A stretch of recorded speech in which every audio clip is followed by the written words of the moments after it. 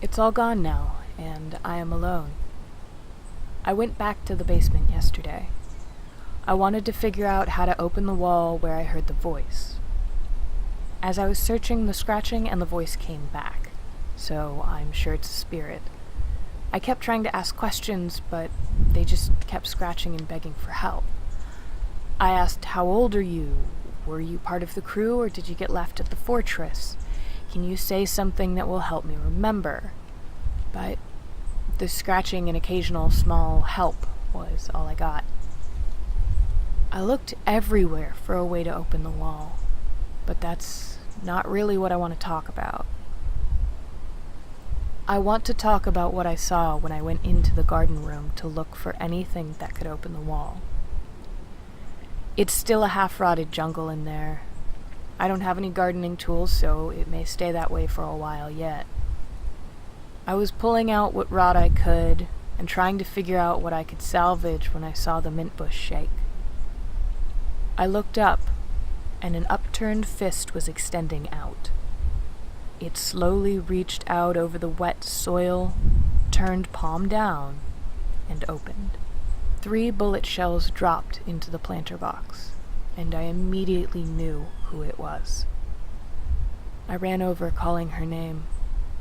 I reached into the mint as the hand slowly receded and grabbed it, only to feel a fistful of dirt sticky with what I assume was blood.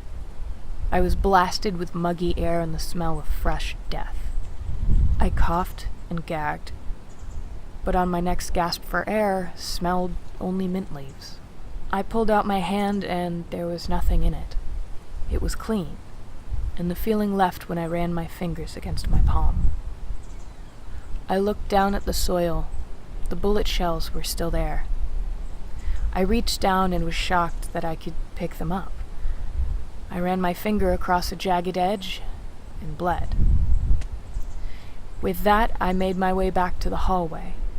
The scratching and whispering persisted as I rolled the shells over in my hands. Even as I got upstairs, they stayed in my palm.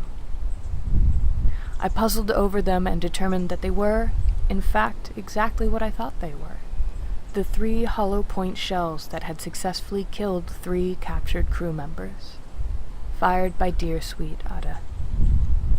I grabbed my bearskin coat and began to sew the casings close to the waist. I pondered the voice in the wall as I did, and considered Ada's appearance in the garden room.